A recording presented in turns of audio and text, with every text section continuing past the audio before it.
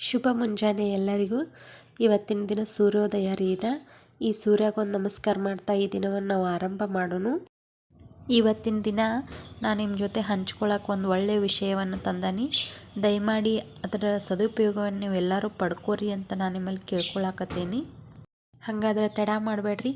ಈ ವಿಡಿಯೋ ನಿಮಗೇನಾದರೂ ಇಷ್ಟ ಆದ್ರೆ ದಯವಿಟ್ಟು ಒಂದು ಲೈಕ್ ಕೊಡ್ರಿ, ಶೇರ್ ಮಾಡಿರಿ, ಹಂಗೆ ಸಬ್ಸ್ಕ್ರೈಬ್ ಮಾಡಿರಿ.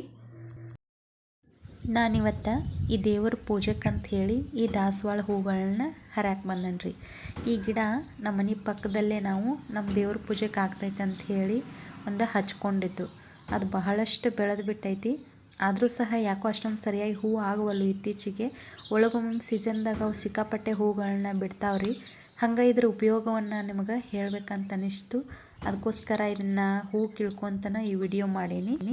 ಇದ್ರೊಳಗೆ ವೆರೈಟಿ ಕಲರ್ಗಳನ್ನು ಸಿಗ್ತಾವೆ. ಈ ಹೂವಿಗೆ ನಿಮಗೆ ಎಲ್ಲರಿಗೂ ಗೊತ್ತಿರಂಗೆ ದಾಸವಾಳ ಹೂವು ಅಂತೇಳಿ ಕರೀತಾರೆ.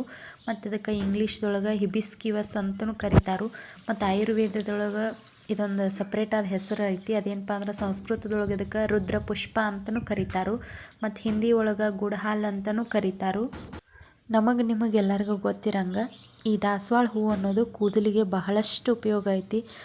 ಇದನ್ನು ದಾಸವಾಳ ಹೂವನ್ನು ತಲೆಗೆ ಇದರ ಪೇಸ್ಟ್ ಮಾಡಿ ಹಚ್ಕೊಳ್ಳೋದ್ರಿಂದ ಕೂದಲುಗಳ ಬುಡ ಸಮೇತ ಅದರ ಕೂದಲಿನ ಬುಡಕ್ಕೆ ನಾವು ಇದನ್ನು ಹಚ್ಕೊಂಡ್ರೆ ಬಡ್ಡಿಗೆ ಕೂದಲು ಬಹಳಷ್ಟು ಸೊಂಪಾಗಿ ಬೆಳಿತಾವೆ ಮತ್ತು ದಟ್ಟವಾಗಿ ಬೆಳಿತಾವೆ. ಹೊಟ್ಟಾಗುವುದು ಕಡಿಮೆ ಆಕತಿ. ಹಂಗೆ ಕೂದಲು ಉದುರೋದು ಕೂಡ ಕಡಿಮೆ ಆಕತಿ ಇದರಿಂದ. ಇದಷ್ಟೇ ಅಲ್ದೆ ಮತ್ತು ಇದ್ರ ಬಗ್ಗೆ ಏನೇನು ಉಪಯೋಗ ಐತೆ ಅಂದ್ರೆ ಈ ದಾಸವಾಳ ಹೂವಿಂದ ನಾವು ಟೀ ಮಾಡ್ಕೊಂಡು ಸಹ ಕುಡಿಬೋದು. ಇದನ್ನು ಕೊತ್ತಂಬರಿ, ಶುಂಠಿ, ಚಕ್ಕೆ, ಜೀರಿಗೆ ಇವುಗಳ ಜೊತೆಗೆ ಇದನ್ನ ಒಂದು ಹೂವನ್ನು ಹಾಕಿ ಟೀ ಮಾಡಿ ಸಹ ಸೇವನೆ ಮಾಡ್ಬೋದು. ಇದರ ಎಲೆಗಳನ್ನ ಹಾಕಿ ದೋಸೆ ಸಹ ಮಾಡ್ತಾರೋ ಮಲೆನಾಡು ಸೈಡ. ಮತ್ತು ಹಂಗೆ ಇದರ ಸೂಪ್ ಥರನೂ ಇದನ್ನು ನಾವು ಮಾಡಿ ಕುಡಿಬೋದು. ಇದರಿಂದ ಈ ಥರ ಈ ಹೂವನ್ನು ಸೇವನೆ ಮಾಡೋದ್ರಿಂದ ನಮ್ಮ ದೇಹಕ್ಕೆ ಏನೇನು ಉಪಯೋಗ ಐತಪ್ಪ ಅಂತಂದ್ರೆ ದಪ್ಪಗಿರೋರೆಲ್ಲ ವೇಟ್ ಲಾಸ್ ಮಾಡ್ಬೋದು. ಹಂಗೆ ಅದ್ರ ಜೊತೆ ನಮ್ಮ ತೂಕ ಎಲ್ಲ ಕಡಿಮೆ ಆಕತಿ. ಹಂಗೆ ನಾವು ದೇಹದ ಕೊಬ್ಬಿನ ಸಂಗ್ರಹ ಏನು ಆಕಿರ್ತದಲ್ಲ ಅದು ಕಡಿಮೆ ಆಕತಿ ಇದರಿಂದ. ಹಂಗೆ ಮೆದುಳಿನ ಮತ್ತು ನಮ್ಮ ಮೆದುಳಿಗೆ ಮತ್ತು ಹೃದಯಕ್ಕೆ ಇದು ಶಕ್ತಿ ಕೊಡ್ತೈತೆ ಅಂಥೇಳಿ ಆಯುರ್ವೇದ ಹೇಳ್ತೈತಿ. ಇದ್ರ ಜೊತೆಗೆ ಇದು ಕೂದಲಿಗಂತೂ ಬಹಳ ಉಪಯುಕ್ತ ಆಗೈತಿ. ಅದು ನಿಮಗೆ ಗೊತ್ತೈತಿ. ಹಂಗೆ ಇದನ್ನು ನಾವು ಈ ದಿನ ಒಂದೊಂದು ಈ ಹೂವು ತಿನ್ನೋದ್ರಿಂದ ನಮ್ಮ ಬಿ ಪಿ ಕಂಟ್ರೋಲ್ ಆಕೈತಿ, ಬೊಜ್ಜು ಕರಗ್ತೈತಿ. ಹಿಂಗೆ ಹಲವಾರು ಇದರಿಂದ ಉಪಯೋಗಗಳದಾವು. ಮತ್ತು ಅದರೊಳಗೆ ಈ ದಾಸವಾಳದಿಂದ ನಮ್ದು ರಕ್ತ ಮೂಲವ್ಯಾಧಿ ಏನಾದರೂ ಇದ್ರೆ ಅದು ಕಡಿಮೆ ಆಗ್ತೈತಿ. ಈ ಒಂದು ದಾಸವಾಳ ಹೂವಿನ ಹೂವನ್ನು ತಗೊಂಡು ಜವಾರಿ ಆಕಳು ಬರ್ತೈತಲ್ರಿ ಅದರ ತುಪ್ಪದೊಳಗೆ ನಾವು ತುಪ್ಪ ಮಾತ್ರ ಹಾಕ್ಬೇಕು. ಅದ್ರೊಳಗೆ ಎಣ್ಣೆ ಅದು ಮಿಕ್ಸ್ ಮಾಡೋಂಗಿಲ್ಲ.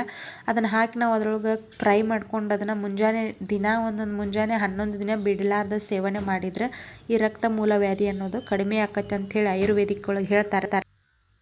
ಟೋಟಲಾಗಿ ಈ ದಾಸವಾಳದಿಂದ ಇಷ್ಟೆಲ್ಲ ಉಪಯೋಗ ಐತೆ ನೋಡ್ರಿ. ಹಂಗೆ ನಿಮ್ಗೆ ಇದನ್ನೆಲ್ಲ ಹೇಳ್ಕೊತ ನಾನು ಇಷ್ಟೊಂದು ಹೂವುಗಳನ್ನೆಲ್ಲ ಬಿಡಿಸೀನಿ. ಇನ್ನು ಅವಕ್ಕೊಂದು ಸ್ವಲ್ಪ ಇಲ್ಲಿ ನೀರು ಬೀಳಾಕತ್ತವು. ಈ ನೀರನ್ನು ಚಿಮ್ಕಿಸ್ಕೊಂಡು ಅವುಗಳನ್ನ ನಾನು ದೇವ್ರ ಪೂಜೆ ಮಾಡ್ತೀನಿ. ಈ ದಾಸವಾಳ ಹೂವಿನ ಗಿಡ ಅಂತೂ ಎಲ್ಲರಲ್ಲೇ ಇರ್ತೈತಿ. ಇದ್ರ ಉಪಯೋಗ ಕೆಲವರಿಗೆ ಗೊತ್ತಿರ್ತೈತಿ, ಕೆಲವೊಬ್ರಿಗೆ ಗೊತ್ತಿರಂಗಿಲ್ಲ. ಇದನ್ನು ನಿಮ್ಮ ಜೊತೆ ಇವತ್ತು ನನಗೆ ಹಂಚ್ಕೊಳ್ಳೋಕೆ ಬಹಳಷ್ಟು ಇಷ್ಟ ಆಯ್ತು ರೀ. ನೋಡಿರಿ ನಮ್ಮ ಹೂಗಳು ಎಷ್ಟು ಚೆನ್ನಾಗಿ ಬಂದವು. ದಯವಿಟ್ಟು ವಿಡಿಯೋ ಇಷ್ಟ ಆದ್ರೆ ಒಂದು ಲೈಕ್ ಕೊಡ್ರಿ ತಪ್ಪಲಾರ್ದಂಗೆ. ಹಂಗೆ ನನ್ನ ಚಾನಲನ್ನ ಸಬ್ಸ್ಕ್ರೈಬ್ ಮಾಡ್ಕೊರಿ. ಈ ಥರ ಹಳ್ಳಿ ರೈತರ ಪ್ರತಿಭೆಗಳಿಗೆ ಪ್ರೋತ್ಸಾಹ ಮಾಡಿರಿ ದಯವಿಟ್ಟು. ನಿಮ್ಮ ಪ್ರೋತ್ಸಾಹ ಅವ್ರಿಗೆ ಇನ್ನೂ ಹೆಚ್ಚಿನ ವಿಡಿಯೋಗಳನ್ನ ಮಾಡೋಕ್ಕೆ ಅನುಕೂಲ ಆದಂಗೆ ಆಕತಿ. ಒಳ್ಳೊಳ್ಳೆ ಇನ್ನೂ ವಿಡಿಯೋಗಳನ್ನ ಮಾಡಿ ನಿಮ್ಮ ಮುಂದೆ ತಂದು ಇಡಾಕೆ ಇದೊಂದು ಅವಕಾಶ ಸಿಕ್ಕಂಗೆ ಆಕತಿ. ಎಲ್ಲರಿಗೂ ಧನ್ಯವಾದಗಳು ರೀ.